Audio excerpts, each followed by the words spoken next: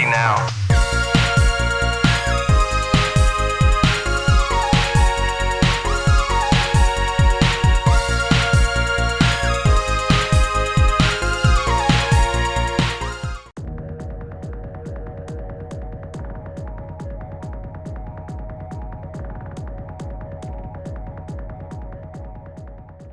Out of the many Episode 1 games released, Jedi Power Battles seemed the most tantalising.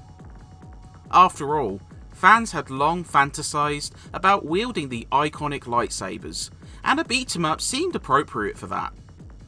But after a lukewarm reception upon arrival on the PlayStation in early 2000, you'd imagine expectations would be tempered. Despite the passage of just a few months, the Dreamcast update would prove far superior, boasting a litany of improvements that changed the game for the better. While some niggling issues mean it doesn't hit the height of the genre, those with a passing interest in either Star Wars or beat-em-ups should take a look.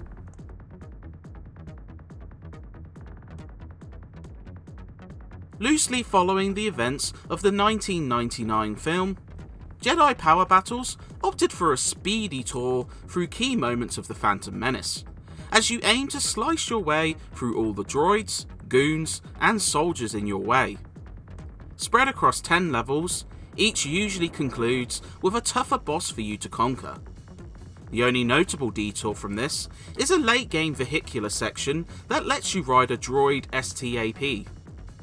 Special objectives also crop up, which add a challenge, such as rescuing a requisite number of handmaidens before the boss.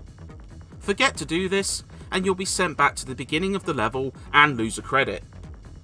You can earn more tries by finding hidden power-ups throughout, but lose all your credits and you'll be forced to replay the entire stage as well. It's a straightforward beat-em-up structure that works well.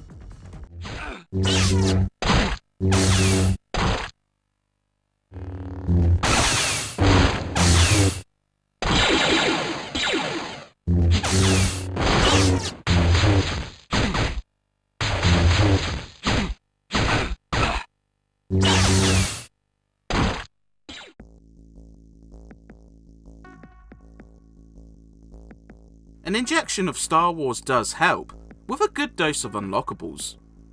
After completing levels, your chosen Jedi can not only learn an extra combo move, but also gain a boost in either health or force powers. There are 5 starter characters, each with unique attacks and lightsaber techniques that feel distinct.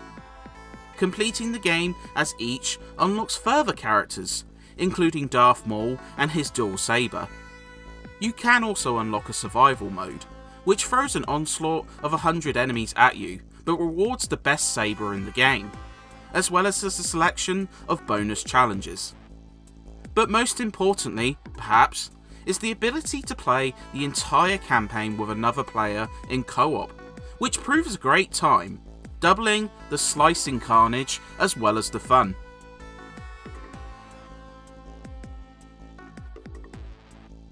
There's but a handful of noticeable issues which keep Jedi Power Battles from being a top tier title. Fall damage is a key part of this. In theory, it's fine, but sometimes jumps see your character getting slightly stuck in the environment, only to fall and react as if they've dropped 100 feet, killing them instantly. Sometimes they'll just become trapped in geometry, which again saps you of a life despite it being a technical fault. The other flaw is a lack of true variation between playthroughs, with almost the same moment-to-moment gameplay, objectives, and story sequences despite a change of character. Even some of the more outlandish bonus personalities suffer from this exact same issue, causing a slight time paradox if these games were still part of the canon. When factored alongside sparse menus, a lack of pizzazz to the story, and a shortage of notable moments, it just feels like a bit of laziness.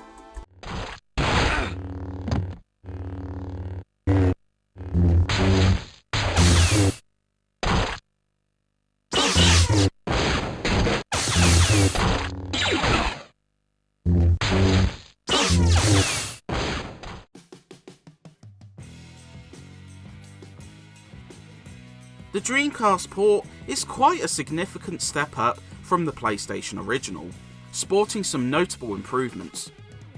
Performance has doubled to a smooth 60 frames per second, textures enjoy a bump in quality, and animations look less stiff. It's not the best looking game on the system, mind you, but it proves a quantifiable upgrade. The multiple backdrops taken from the film stand out more, explosions are decent quality, and the loading times are much quicker. The sound isn't quite as popping, with canned effects which feel ripped straight from their original source. Effects and music all hit the requisite bullet points you'd expect from the series, though oddities like constantly looping scores from John Williams and the eerie laugh Yoda spouts every time you pick up an item come across as forced.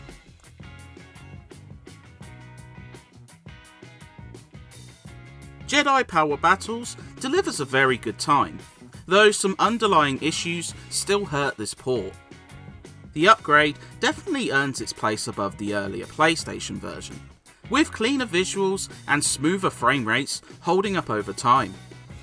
The beat-em-up gameplay is decent, with some room for growth and improvements as you upgrade your chosen Jedi, but bugs and a lack of campaign variety make repeat plays less tantalising. Yet, those wanting to wield an iconic weapon of film may find these faults easier to forgive, especially if you bring a like-minded friend along for the ride. As far as Episode 1 games go, this one doesn't cause you to throw it into a Sarlacc pit.